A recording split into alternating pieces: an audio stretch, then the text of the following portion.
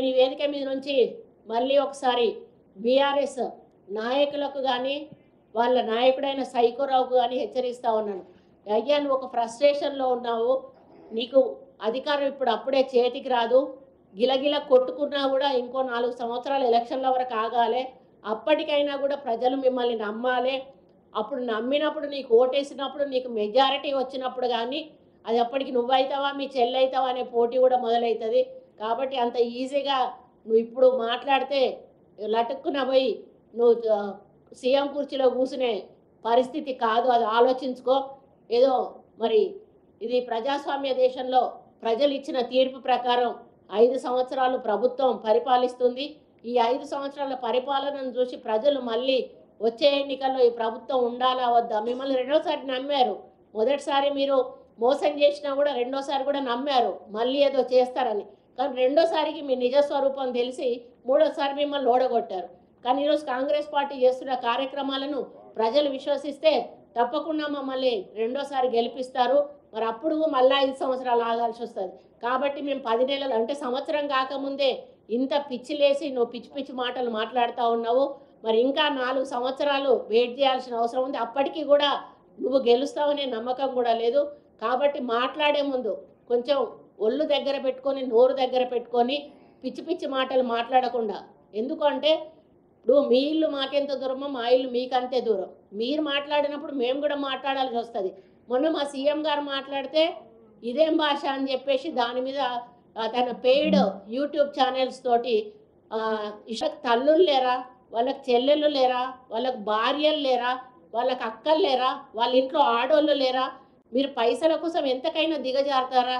ఈరోజు కేటీఆర్ పైసలు ఇచ్చినంత మాత్రాన ఒక మంచి చెడు ఆలోచన లేకుండా ఇష్టం ఉన్నట్టుగా యూకే నుంచి కొంతమంది, యుఎస్ నుంచి కొంతమంది ఈ విధంగా వాళ్ళు అదే పనిగా కామెంట్స్ పెట్టడం అనేది చాలా చాలా బాధాకరం. నిజంగా మీ భవిష్యత్తును మీరు మీ చేతులతో సర్వనాశనం చేసుకుంటా ఉన్నారు. దయచేసి నేను ఒకటే యూట్యూబర్స్కి చెప్తా ఉన్నాను, ఒక పరిమితి పెట్టుకొని మీరు కామెంట్స్ రాస్తే బాగుంటుంది. మరి పరిమితి దాటి రాయడం వలన అది చాలా దిగజారుడు రాజకీయంగా చెప్పుకోబడుతుంది. కాబట్టి ఈరోజు ఆ పెయిడ్ ఛానల్స్ ద్వారా అన్నీ కూడా ప్రభుత్వం చేసిన మంచిని ఒక్కటి కూడా చూపెట్టకుండా మరి వాళ్ళు 10 సంవత్సరాలు ఇచ్చిన వాటిల్లో నిలబడని హామీలు చాలా ఉన్నాయి. ఆ లిస్టు చదవాలంటే మాకు ఒక గంట పడుతుంది. మరి అవి మాట్లాడట్లేదు. మేము అమలు చేసిన హామీల గురించి మాట్లాడట్లేదు. 1-2 ఏవో హామీలు అయితే ఇంకా ఇవ్వలేదో వాటి గురించి మాట్లాడుతూ ఉన్నారు. మాకు ఇంకా 4 ఏళ్ళ సమయం ఉన్నది. మేము 4 సంవత్సరాల్లో చేయకపోతే ఎలక్షన్లప్పుడు మీరు చెప్పండి, ఈ హామీలు ఇవ్వలేదు వీళ్ళకి ఓటేయొద్దు అని చెప్పి అప్పుడు చెప్పండి. ఈరోజు మీరు మాట్లాడే హక్కు కానీ అధికారం కానీ లేదు. ఎందుకంటే మీరు చాలా హామీలు ఇచ్చి ప్రజలను మోసం చేసిన పార్టీ మీదే, అందుకే మిమ్మల్ని తరిమి కొట్టారు. ఈరోజు కాంగ్రెస్ పార్టీ సోనియా గాంధీ గారు, మరి రాహుల్ గాంధీ గారు, ప్రియాంక గాంధీ గారు ఇక్కడ వచ్చి డిక్లరేషన్లు చేశారు. రేవంత్ రెడ్డి గారు దాన్ని మరి బాధ్యతగా తీసుకొని ఈరోజు బీసీ కులగణన కూడా మా తెలంగాణలోనే మొదలు పెట్టడం జరిగింది.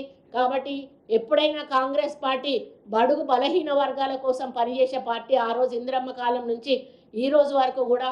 కాబట్టి ఎక్కడ ఎవరికి అన్యాయం జరిగినా కూడా మా ప్రభుత్వం బాధ్యతగా తీసుకొని ఒళ్ళు దగ్గర పెట్టుకొని పనిచేస్తుంది.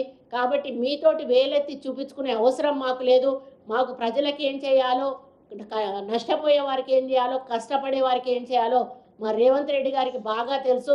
కాబట్టి ఇక ముందు ఏమైనా మంచి సలహాలు ఉంటే ఇవ్వండి, తప్పకుండా తీసుకుంటాము. సూచనలు ఉంటే ఇవ్వండి, తప్పకుండా తీసుకుంటాము. అంతే తప్పితే లేనిపోని ఆరోపణలు మా మీద వేసి మమ్మల్ని ప్రజల్లో బట్టగాల్చి మీద వేసేటువంటి కార్యక్రమం చేస్తే మాత్రం ఊరుకునే లేదు. మీరు మాట్లాడే ప్రతి మాట ఆన్ రికార్డు ఉంటుంది. ప్రతి మాట మీద కూడా ఎంక్వైరీ జరుగుతుంది. ప్రతి మాట మీద కూడా రిపోర్ట్ తీసుకోవడం జరుగుతుంది. ఆ ప్రతి రిపోర్ట్ మీద కూడా యాక్షన్ తీసుకోవడం జరుగుతుంది. నువ్వు జైలుకు పోవాలని నీకు ఉబలాట ఉన్నదని మాకు కనిపిస్తూనే ఉన్నది. ఆధారాలన్నీ కరెక్ట్గా వచ్చిన రోజు తప్పనిసరిగా నువ్వు వద్దన్నా కూడా జైలుకు పోతావు. ఊకే పాపం అడుగుతాంటే మాకే బాధ అనిపిస్తుంది, అయ్యో పంపించలేకపోతానేమని. పంపించే రోజు తొందరలోనే ఉన్నది, పంపిస్తాం బాబు, నువ్వు ఇంకో ఏం ఆవేదన పాపం. నాకు తెలిసి నిద్రలో కూడా కలవరిస్తూ ఉండవు కేటీఆర్, నేను జైలుకు పోతాను అని చెప్పేసి. కొంచెం ఆలోచన తగ్గించుకో. సమయం వచ్చినప్పుడు ఎవరైనా కూడా ఆపలేరు. నీ చెల్లెకి సమయం వచ్చినప్పుడు పోయింది, సమయం వచ్చినప్పుడు బయటకు వచ్చింది. నీకు కూడా సమయం వచ్చినప్పుడు పోతావు, సమయం వచ్చినప్పుడు బయటకు వస్తావు. అందులేమన్నా మీ నాన్న చెయ్యి ఉంటే మీ నాన్న కూడా సమయం వస్తే మీ నాన్న కూడా పోతాడు, మీ నాన్న కూడా వస్తాడు. కాబట్టి అటువంటి ఆలాపనలు పెట్టుకొని పాపం ఆరోగ్యం ఖరాబ్ చేసుకోకుండా కొంచెం మైండ్ దగ్గర పెట్టుకొని కొంచెం సైకియాట్రిస్ట్కు చూపించుకొని కొంచెం ట్రీట్మెంట్ తీసుకొని ఇక ముందు మాట్లాడేటప్పుడు ఒళ్ళు దగ్గర పెట్టుకొని మాట్లాడితే బాగుంటుంది అనేది నా యొక్క సలహా. Thank you.